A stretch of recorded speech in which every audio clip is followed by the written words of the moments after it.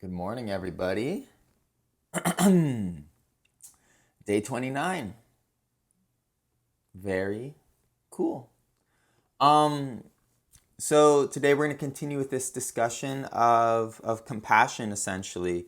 Um, right off the bat, I think it's interesting the etymology of compassion. If you're not aware, it comes from the Latin root pati, which means to suffer, right? And so compassion means to suffer with others. And so while we might think of compassion as this uplifting experience, it is rooted in the willingness to sort of, walk in the darkness and in the pain of life's sort of intrinsic nature. And this matches the core of Buddhist philosophy. Life is suffering. That was the Buddha's great recognition. And the reason we're discussing this is because you can't understand mindfulness completely without understanding its origin within Buddhism and its origin within most spiritual practices. Our tendency to deny life's reality. Life's hard. Life's intense and rooted in struggle. It's the great courage of all spiritual practices and the courage and game that you are participating with, whether you know it or not, whether you want to think of it or not, when you're sitting down. The struggle with accepting the moment as it is more than likely you are finding it difficult to embrace the reality that even in sitting, there is the suffering of self-induced judgment, the suffering of discomfort, the suffering of aggravating external experiences or sensations. And so when we understand that the core of it, even in our compassion, is somehow tailored into this idea and reality of suffering, we give ourselves some leverage to play the game of mindfulness and presence more powerfully. So, what are we going to talk about? What happens when we heed the advice of mindfulness and Joseph Goldstein? Unhook from your thoughts, right? Unhook from the thoughts, touch equanimity, touch a stable mind, which is essentially meaning I have suffering in my mind, I have judgment, I have discomfort, but that's okay. I can still be here openly. Therefore, I can embrace the moment as it is and non-judgmentally and finally be mindful, be with the here and now. After this unhooking, we have what he calls clear sight, what Zen Buddhists call the original mind. And from there, we can make a choice to be compassionate, to suffer with our mind, or to suffer with our bodies, or to suffer with, the reality of the world. And this is sort of developed through the simple question, how can I help? And the answer now that we've broken down this concept of suffering, is I can help by suffering with you. I can help by being in the mess, being in the war, being in the storm with you and with myself and with the world. And so what happens when we make that courageous choice is we recognize that while suffering is a dimension of life, there is a higher order.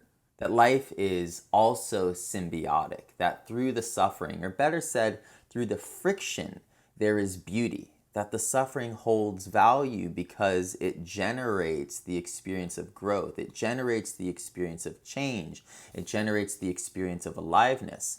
Once we come to terms with that first fundamental truth of stress or friction, we see the higher truth of harmony and order. And this is sort of the realm of the Buddhas and the realm of the enlightened. And so that's simply it. Hopefully, this breaking down of the word compassion and understanding how you can help is by being compassionate or suffering with yourself might give you access or elevate you into the recognition of the higher order. That life is also, infinitely and unquestionably organized, beautiful, positively self-generating and harmonic. And so the last little bit, I've been reading a book called The Games People Play by Eric Berne. It's an older book from the 70s, and he breaks down the human psyche in a really, easy, understandable, and applicable way. And I think it mirrors the evolution of the psyche that mindfulness and all meditation, must deal with in some capacity. As simple as the process is, sit down, be here now, non-judgmentally, we're essentially playing a very psychological game, and the psyche is complicated. And so those that can break it down in simple ways, their theories or their breakdowns are worth knowing. And so essentially he says we are either operating in one of three statuses within our minds: the child, the adult, and the parent. The child is egocentric and reactive, has no concern for anything other than itself, as infants usually are. The adult is clear-minded, rational, goal-oriented, and the parent is authoritarian, domineering, egocentric in a way that it wishes to impose its intelligence or its success onto others. And so the suggestion is we want to operate as an adult. We want to operate in the state of balance where we understand the child's state of mind, we understand the parent's state of mind. But as an adult, we can see things clearly, we can listen to the conversation of someone else and work mutually towards a goal. And I think this matches, in a very obvious way, the equanimity or clear sight of mindfulness or Buddhism. The goal is to be compassionate. The goal is to interact with the moment and the person within us, or the person in front of us, or the experience arising before us, in a way that perpetuates this higher order of life, this order of harmony, not perpetuate this lower truth of life, which is that life is only stress, life is only suffering, which again, the value of talking about this is, which again is if you're having trouble meditating, you are not coming to terms with the fact that an aspect of your mind is stressed, an aspect of your mind is judgmental, a dimension of your experience is uncomfortable. And while you are experiencing it, you are not open to it. You are not being compassionate towards it.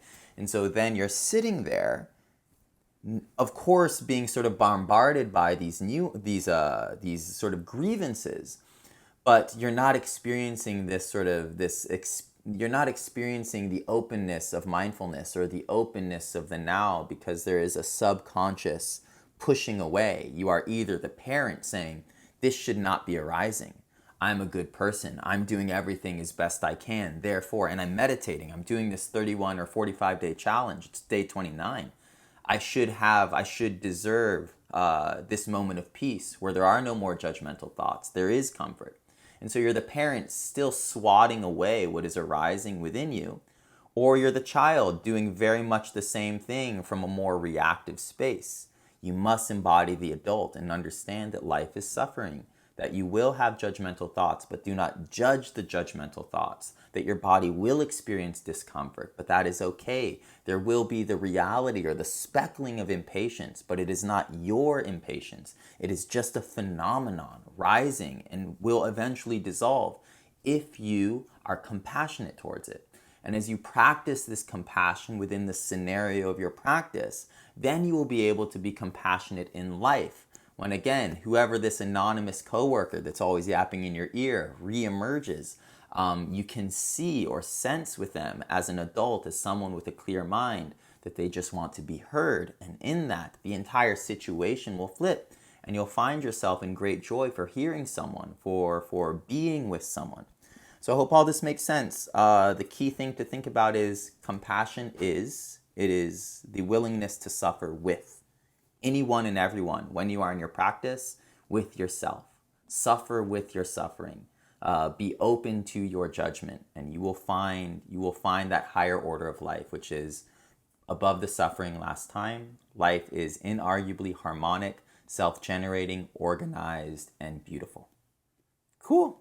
Alrighty. So I'm going to ring the bell as usual. The question again is, how can I help? So you're going to do reps, right? Very much like exercise. 1,000 repetitions of unhook from my thoughts, unhook from my judgments, unhook from my thinking, unhook from my judgment. Already said. And then from there you ask the question, how can I help? The answer is, I can be compassionate. I can be with my judgment. I can be with my discomfort. I can be with what is arising. Whether it is positive or negative, whether I'm inclined to enjoy it or not enjoy it, I am with it. And that willingness to be with will eventually lead you to the experience of, as Eric Burns says, the adult psyche, or as the Buddhists say, original mind. Cool. Alrighty, let's get into it, everyone. Comfortable seated position.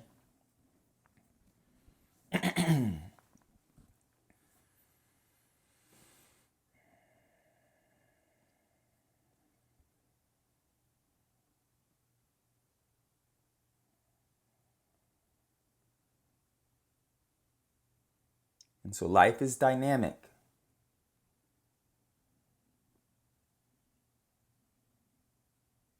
We have a lot of thoughts, a lot of feelings about it. That is inescapable. Mindfulness is not about eradicating thought. Other meditative lineages are. Mindfulness is not.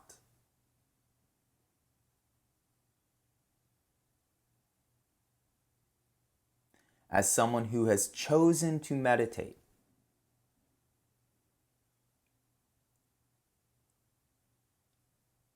you have come to a point where the tenacity of your thinking has created some level of distress, or the quality of your thinking has created some level of distress.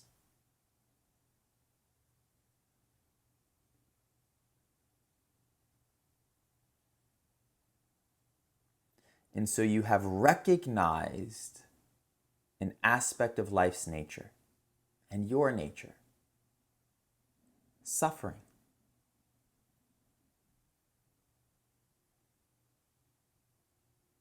And correctly pinned it to the nature of your mind.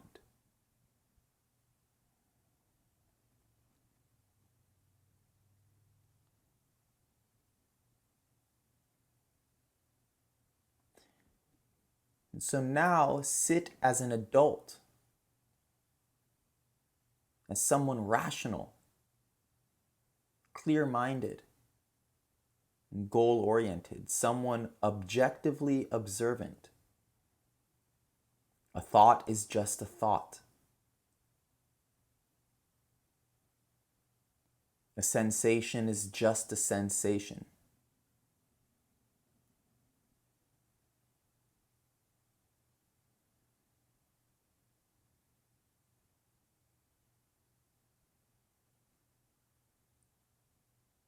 And from that rationality, you unhook.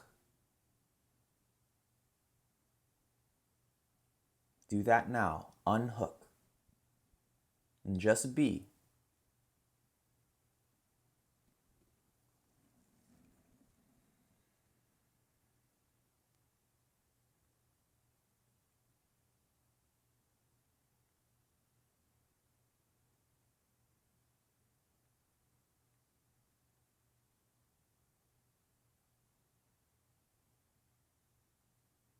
And now from this open being, the simple question: how can I help? How can I help myself in this moment?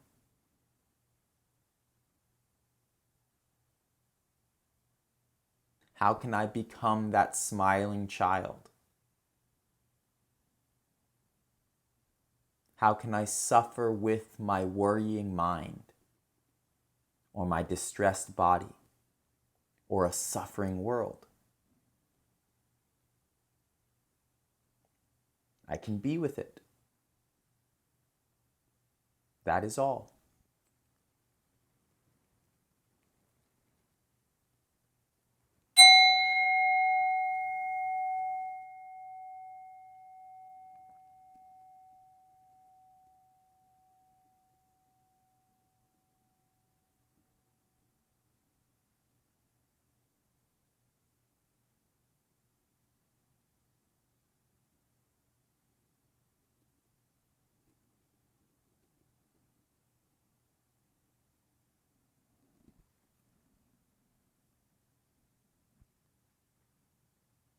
Be with your thoughts.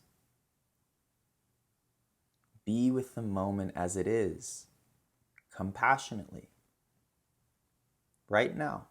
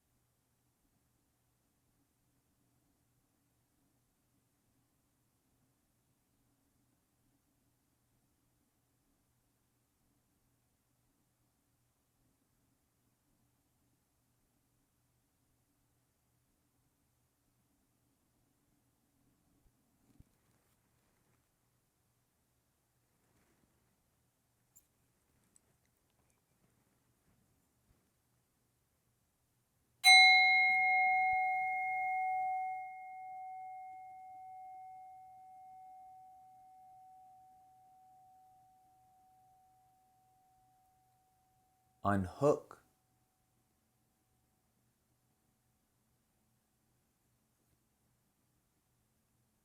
Ask and answer the question, how can I help? By being with this, with my mind as it is, with my body and what it feels. Your being, your availability is compassion.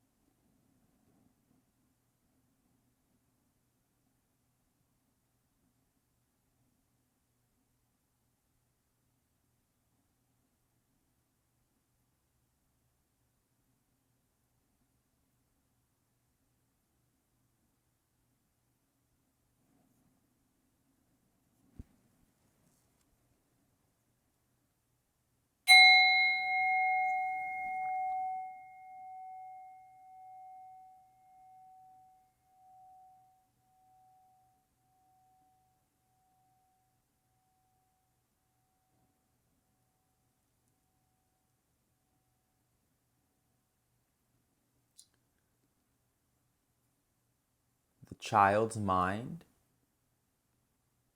says, I want it to be this way.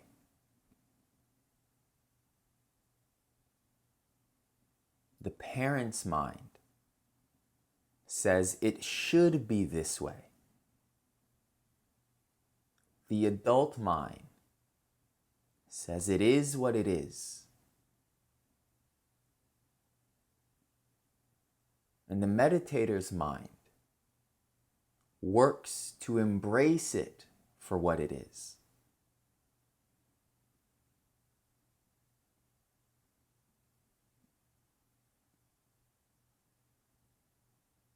The will to embrace is the purest form of compassion, especially when we understand at the heart of things there is friction.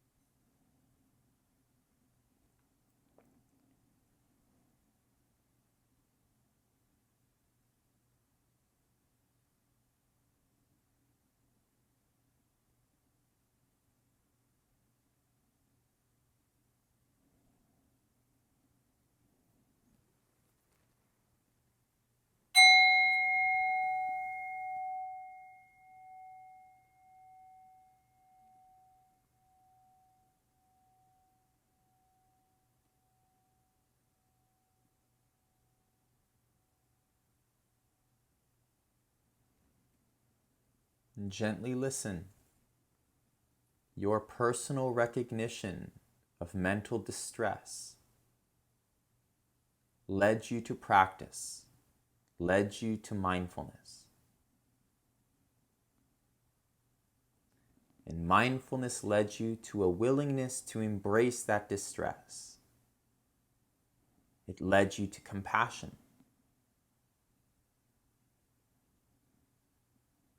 In that compassion, we realize even suffering is part of harmony. And from there, we can finally be here.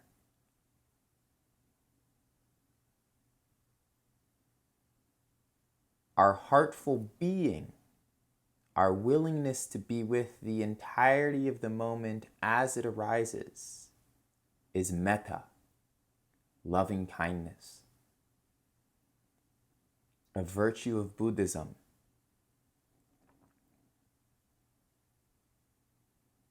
Your sitting is love. Your sitting is kindness. Your sitting is compassion. Not knowing that is a limiting factor in practice.